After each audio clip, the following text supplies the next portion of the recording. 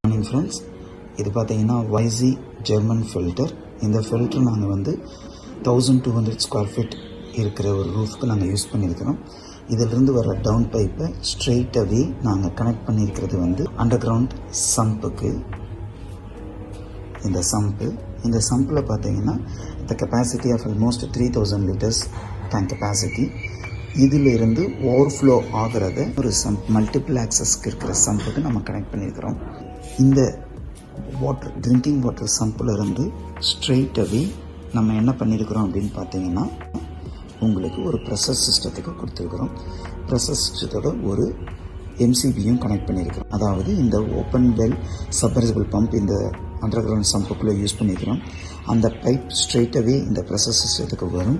இந்த ப்ரெஷர் சிஸ்டத்தில் it is going to maintain approximately 1.8 to 2 bar pressure இந்த pipe லைனில் மெயின்டைன் ஆகிட்டே இருக்கும்.